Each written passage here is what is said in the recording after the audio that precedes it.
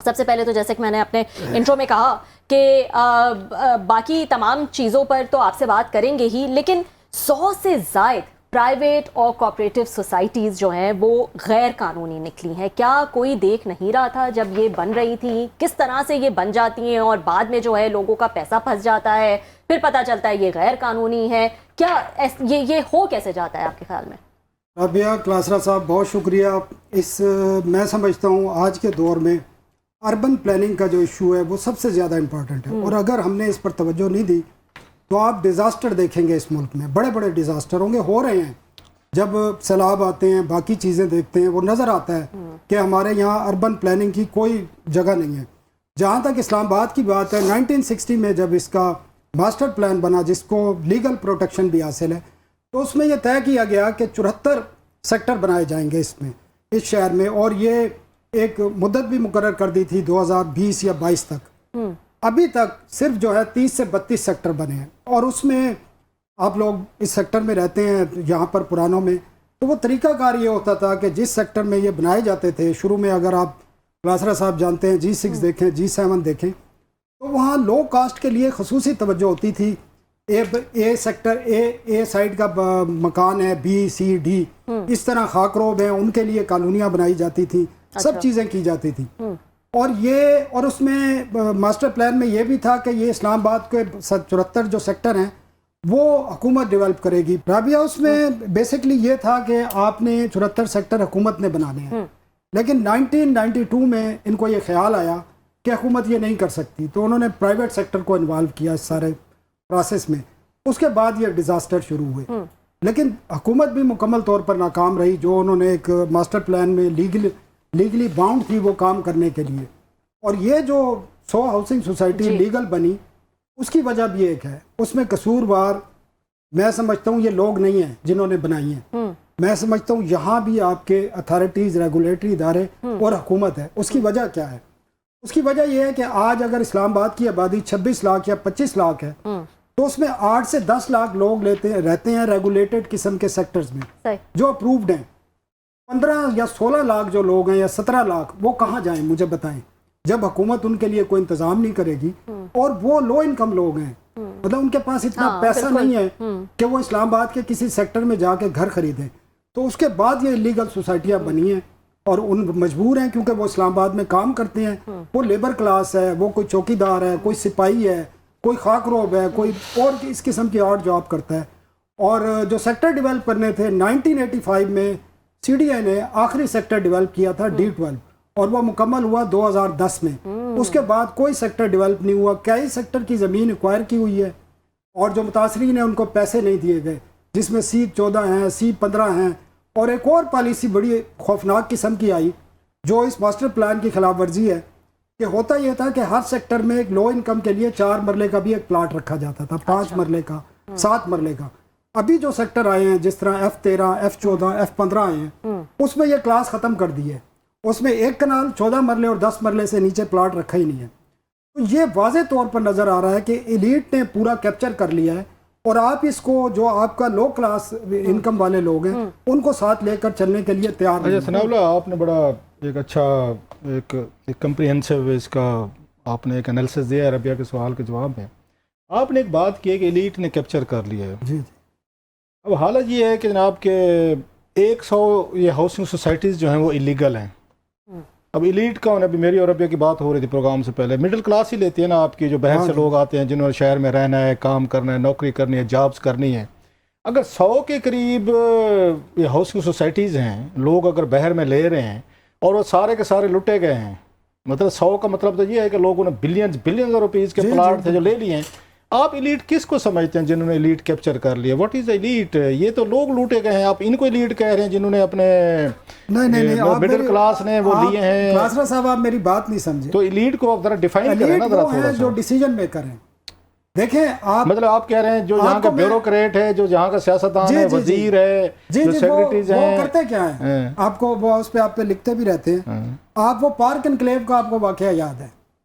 2011 میں وہ اناؤنس ہوا، اور اس وقت کروڑوں روپے اس کی اسکیم جو اس کی تشہیر کی گئی اس پہ لگائے گئے. سارے پیسے لے لیے گئے، آپ کو پتا وہ پیسے کہاں گئے؟ وہ اس کی ڈیولپمنٹ میں نہیں لگائے، باقی پروجیکٹ میں لگا دیے گئے. آپ کو پتا ہے کھائے گئے تھے وہ، کھا گئے وہ. اور آپ کو پتا ہے یہاں پر سلیکٹو بیڈنگ، زرداری صاحب کو بڑے قریبی ایک صاحب آئے تھے، انہوں نے بیٹھ کے ساری پلاننگ کی تھی. ایک پرائیویٹ ان کے آج تک سیکٹر پوری طرح ڈیولپ نہیں ہوا. ان کے ڈونر تھے اور زرداری صاحب کے، تو انہوں نے کہا یہ پروجیکٹ تھا، وہی پیسہ ایسا کر کے نکل گیا. ان کے ساتھ ملک ریاض نے بیریا انکلیو ڈیولپ کر لیا اور اس میں بھی 500 سے 600 کنال سی ڈی اے کے ایکوائر زمین پر قبضہ کیا گیا، آج تک ریکارڈ پہ موجود. میری ریڈنگ پتہ ہے کہ ہم نے اس پہ ایک یہ سٹوری کی تھی جب ہم نے 92 پہ پروگرام کیا تھا، اسی ہی پہ جو آپ کہہ رہے ہیں، جس میں ملک ریاض صاحب نے ہمیں 5 بلین روپیز کا لیگل نوٹس بھیجا تھا اور ہم نے جواباً ان کو 10 ارب کا بھیجا تھا کہ جناب آپ ہماری سٹوری کو غلط کہہ رہے کہ ہمیں ڈیفیم کر رہے ہیں. تو انہوں نے کیا یہ تھا، کیونکہ زرداری صاحب اور ملک ریاض صاحب بڑے قریب تھے، آج بھی وہ قریب ہیں، تو انہوں نے وہاں پہ جب پارک انکلیو جاری کیا، اس کی قیمت رکھی تھی پلاٹ کی 1,25,00,000 روپے اس وقت، اور کہا گیا تھا کہ اس پہ 60% گرین ہوگا، سارے جو پلاٹس ہیں گھر کے سارے آپ کو وہ ہوں گے کارنر پلاٹ ہوں گے. سو لوگوں نے کہا چلیں ہم نے رہنا ہے. وہ جب پورے پیسے شیسے اکٹھے کر لیے انہوں نے، اس کے بعد ساتھ ہی ملک ریاض صاحب نے اس کے سامنے بیریا ٹاؤن لانچ کر لیا، بیریا انکلیو لانچ کیا. اس کی قیمت انہوں نے رکھوا دی تھی 1.25 کروڑ روپے، بیریا ٹاؤن کی تھی 60-70 لاکھ، مطلب آدھی قیمت 60-70 لاکھ روپے لکھی. وہ سارا بک گیا. لوگوں نے صاحب ظاہر اسی جگہ پہ انہوں نے تو بیریا ٹاؤن کو لینا تھا. سو پارک انکلیو جو لانچ کرایا گیا تھا، جو ناکام ہوا، جس میں لوگ پھر نکل گئے، رک گیا، تباہ ہوا، تو بعد میں پتہ چلا یہ تو سارا ملک ریاض صاحب کے لیے کیا گیا تھا، یہ تو بیریا ٹاؤن کے لیے کیا گیا تھا. جو اس کا زرداری صاحب کے دوست تھے، جن کو فرنٹ مین تھے، جو ڈونر تھے، ان کے وہاں پر لے کر آئے تھے، ایک بٹ صاحب تھے کوئی، تو ان کا تو کام ہی یہ تھا کہ انہوں نے یہ لانچ کروا کے لوگ اسے پیسے لینے کے بعد اس کو ابینڈن کر دیا، اور ملک ریاض صاحب کی بیریا ٹاؤن چل گئی. پارک انکلیو کو جانتی کوئی نہیں ہے، جس کو جی وہ ختم ہو گیا ابھی تک. اور اس میں ابھی بھی کوئی توجہ نہیں ہے. جو پیسے تھے اس کے ڈیولپمنٹ کے، وہ سب کہیں کسی اور پروجیکٹ میں جو سنگل بیڈ پہ ٹھیکے دیے جاتے ہیں، جو اس وقت بھی جاری ہے. اور اس کے ساتھ جو الیٹ کی میں بات کر رہا تھا، الیٹ یہ ہے کہ سنگل بیڈ پہ آپ بڑے بڑے جو پلاٹ ہیں ان کو آپ بیڈ کرتے ہیں، اور جو پیسہ آتا ہے وہ دیگر پروجیکٹ پہ لگاتے ہیں، ان پروجیکٹ پہ لگاتے ہیں جو زیادہ ضروری ہیں، جن پہ آپ جو خواجہ آصف صاحب کہتے ہیں کہ پاکستان کے ڈی ایم جی یا افسران جو ہیں یہ پرتگال میں جدادیں خرید رہے ہیں، یہ پیسہ کہاں سے آ رہا ہے ان کے پاس؟ یہ جدادیں خرید رہے ہیں انہی پروجیکٹ سے خرید رہے ہیں، اسی طرح مار داڑ کر کے، کیونکہ موسٹلی تو ان اتھارٹیز پہ جو بیٹھے ہوئے ہیں، جو ڈیسیژن میکر ہیں، وہ خالی Khawaja Asif they are D M G class. صرف خواجہ آصف نہیں کہہ رہے، عشرت حسین کی بھی آپ نے بات کی، آپ کو پتا انہوں نے بتا دیا. پھر آپ وہ محسن نقوی صاحب نے خود کراچی میں پچھلے دنوں کہا کہ 3 سال میں $100 ارب پاکستان سے باہر گیا انلیگل طریقے سے. پچھلے انہوں نے یہ بھی کہا کہ سی ڈی اے کا ریٹ 10 لاکھ روپے کام کرانے کو، تو ریٹ بھی بتا رہے ہیں کہ زیادہ نہیں دینے، خیال کرنا 10 لاکھ روپے فی کام کا ریٹ. ان کی مہربانی ریٹ بتا دیں، نہیں تو ہو سکتا ہے لوگ 12-15 لاکھ روپے لے رہے ہیں. لیگل بات بتاؤں، سی ڈی اے ایک اتھارٹی ہے، خود مختار اتھارٹی ہے. وہاں پر جو کام جو اتھارٹی ایک ڈپٹی ڈائریکٹر کی ہے، آپ کو پتا ہے وہ کون یوز کرتا ہے؟ اس ملک کا پرائم منسٹر یوز کرتا ہے، اس ملک کا وزیر یوز کرتا ہے، اس کو اتھارٹی نہیں ہے. جو وزیر داخلہ کس طرح کام ہوگا؟ جو وزیر داخلہ بیٹھ کے وہاں پہ سی ڈی اے میں، وزیر داخلہ جی سی ڈی اے میں ٹھیکیداروں سے بات چیت کرے گا، ٹھیکے دیکھے گا، جب وہ پل دیکھے گا، برج دیکھے گا. اور یہ آپ نے وہ ڈان پہ کاشف عباسی کی سٹوری دیکھی کہ سلیکٹو بیڈنگ میں پچھلے 2 سال کے دوران جو 15-20 ارب کے پروجیکٹ دیے گئے، آپ اس کی وہ سٹوری دیکھ لیں، آپ کو سمجھ آ جائے گی. وہ کیا سٹوری بتایا نا ذرا ویور کو. وہ اس میں ناظرین یہ بالکل اس میں ڈاکومنٹس کے ہمیں دیکھ کے بتایا، میں ناظرین کو بتا رہا ہوں، آپ کو بتا رہا ہوں کہ اس میں سلیکٹو بیڈنگ کی گئی.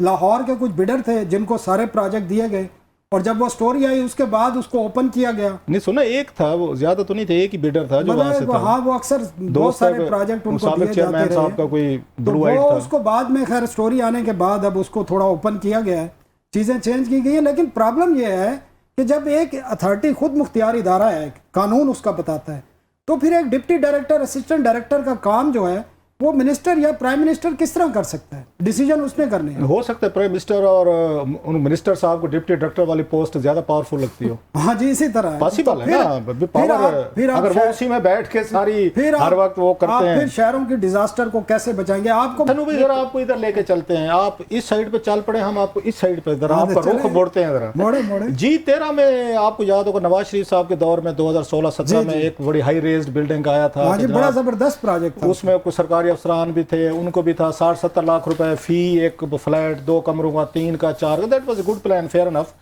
وہ شروع ہوا، اور اب اس کی کیا حالت ہے؟ کیونکہ شہباز شریف صاحب آج کل کہہ رہے ہیں کہ ہم اور ہائی ریز بنانے والے ہیں، اور اس کو محسن نقوی صاحب کہہ رہے ہیں ہم اس سے بھی بڑی بنانے والے ہیں.